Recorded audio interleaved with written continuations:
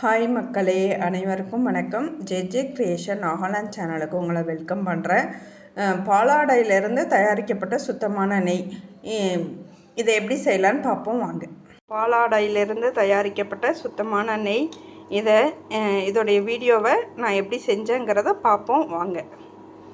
இதுதான் பாலாடை. நான் பாலிலிருந்து வர்ற ஆடையை ஒரு மாதமாக சேகரித்து வச்சதில் எனக்கு இவ்வளோ ஆடை கிடச்சிருக்கு. எங்களுக்கு வந்து பால் 10:30 11 மணிக்கு இந்த டைமில் தான் கொண்டு வருவாங்க. அதனால் நாள் வாங்குகிற பாலை நாங்கள் மறுநாள் தான் யூஸ் பண்ண முடியும். இப்போ காலையிலே வந்து நாள் வாங்கின பால் இருக்கும், அதில் டீ போட்டு குடிச்சிடுவோம். இந்த பால் வந்த உடனே அதை வாங்கி நல்லா பொங்க விட்டுட்டு அதை அப்படியே மூடாமல் வெளியே வச்சிட்டோம்னா நல்லா ஆடை கட்டிடும்.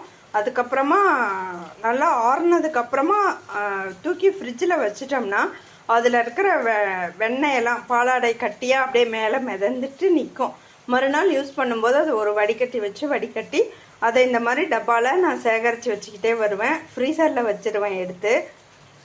எனக்கு ஒரு மாதம் வச்சதுக்கு இவ்வளோ ஒரு பாலாடை கிடச்சிருக்கு.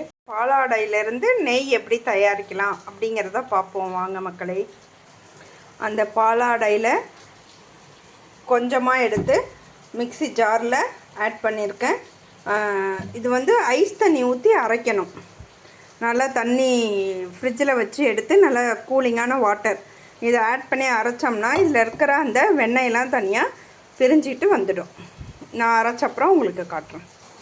இப்போது மிக்சியில் தண்ணி ஊற்றாமல் சும்மா வெறும் இதுவாக அரைச்சிட்டு வந்துட்டு இப்போ தண்ணி ஆட் பண்ணியிருக்கேன், கூலிங் வாட்டரை ஆட் பண்ணியிருக்கேன். இதை அரைச்சிட்டு வந்துடும். கூலிங் வாட்டர் ஊற்றி அரைக்கும்போது இது பாருங்கள், வெண்ணெய் தனியாக திரண்டு வந்துருச்சு பாருங்கள். இது ஒரு பாத்திரத்தில் எடுத்து வச்சுட்டு மீதி இருக்கிற பாலாடையவும் போட்டு இதே மாதிரி அரைச்சோம்னா வெண்ணெய் வந்துடும். நம்ம வெண்ணெயெல்லாம் தனியாக எடுத்துட்டு அப்புறமா அதை நெய்யாக காய்ச்சலாம். அரைச்ச வெண்ணெயை ஒரு பாத்திரத்தில் ட்ரான்ஸ்ஃபர் பண்ணிவிட்டு திரும்பவும் இன்னும் கொஞ்சம் வெண்ணெய் பாலாடையை போட்டிருக்கேன் வெண்ணெய் எடுக்கிறதுக்காக. இன்னும் கொஞ்சம் இருக்குது. 3 தடவையாக நான் எடுத்து வச்ச பாலாடையை 3 தடவையாக போட்டு இது போல் அரைச்சி எடுத்துக்குவேன். அந்த பாலாடையெல்லாம் அரைச்சேன்ல மிக்சியில், அதெல்லாம் ஒரு பாத்திரத்தில் ஊற்றி இந்த மாதிரி வெண்ணெய் தனியாக இருக்கும், அதை இந்த மாதிரி உருட்டி எடுத்துடணும். கொஞ்சம் கொஞ்சமாக சின்ன சின்ன பீஸாக உருட்டினோம்னா அதுலேருந்து தண்ணி கொட்டுது பாருங்கள். இவங்க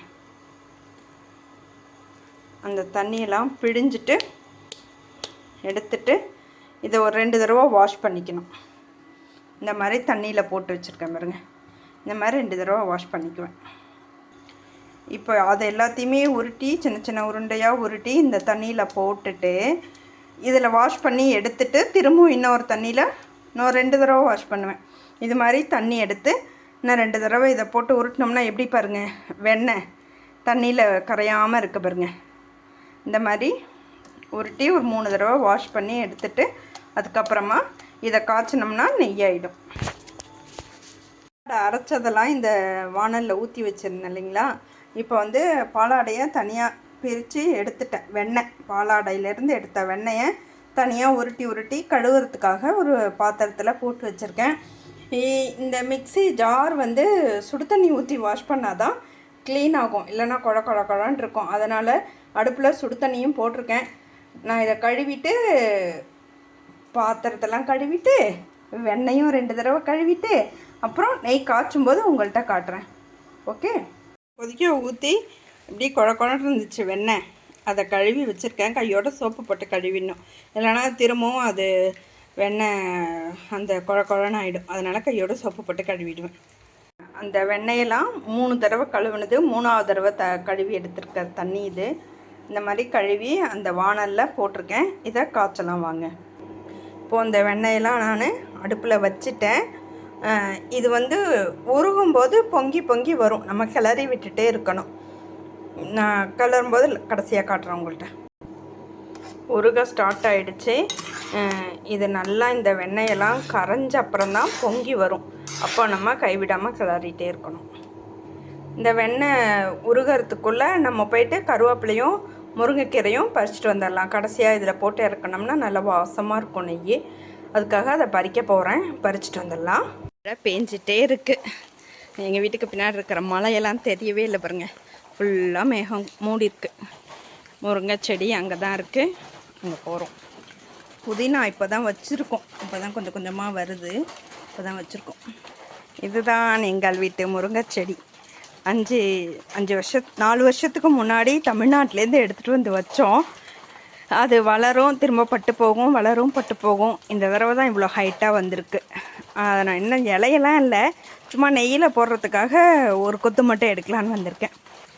அப்புறம் இந்த லெமன் செடி வந்து நாங்கள் இங்கே வந்த புதுசில் நான் விதை போட்டது. இப்போ வந்து 5 வருஷம் ஆயிடுச்சிங்களா.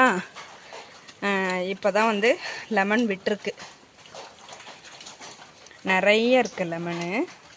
பாருங்க, அங்கெல்லாம் இருக்குது, அந்த பக்கம்லாம் இருக்குது. லெமன் இப்போ தான் விட்டுருக்கு. இந்த கருவேப்பிலை கண்ணும் நாங்கள் இங்கே வந்து தான் எங்கள் பசங்களுடைய டியூஷன் மிஸ்ஸுக்கிட்ட சின்ன செடியாக வாங்கி வச்சோம். அதுவும் இப்போ மரமாக வந்திருக்குது. இதெல்லாம் மரமாகிற சமயத்தில் தான் எங்களுக்கு வேறு குவார்ட்டர்ஸ் அலாட் பண்ணியிருக்காங்க. நாங்கள் அங்கே போயிடுவோம். இப்போ இந்த கருவேப்பிலையும் முருங்கைக்கீரையும் பறிச்சுட்டு போகலாம். முருங்கைக்கீரை இந்த ஒரே ஒரு கொத்து மட்டும் உடைச்சிட்டு போகலாம்.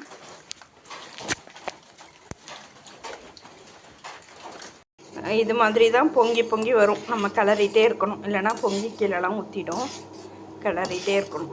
எல்லாம் உருகி பொங்க ஆரம்பிச்சது. அப்புறம் பொங்க ஆரம்பிச்சது அடங்கின அப்புறம் இப்போ நெய்யாக கொஞ்சம் கொஞ்சமாக பிரிஞ்சிட்ருக்கு. பாருங்கள், நெய்யாக வந்துகிட்ருக்கு.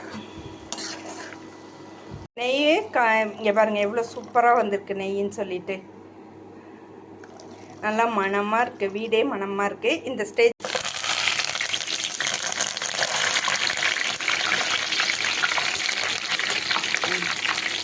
அவ்வளோதான். இது ஆறவும் ஒரு பாட்டிலில் ஊற்றி வச்சுக்கலாம். நல்லா மணமாக இருக்குது நெய். பாலாடையிலேருந்து சத்தான நெய், சுத்தமான நெய் எப்படி செய்யலான்னு என் வீடியோவை பார்த்துருங்க. நான் டச் பண்ணி ஆளுங்கிறதையும் கிளிக் பண்ணி வச்சுக்காங்க. அப்போ தான் நான் போடுற நோட்டிஃபிகேஷனும் உடனுக்குடனே உங்களுக்கு வரும். என்னை சப்போர்ட் பண்ணுங்கள் மக்களே. தேங்க்யூ. வாழ்க வளமுடன். Wish you wealth.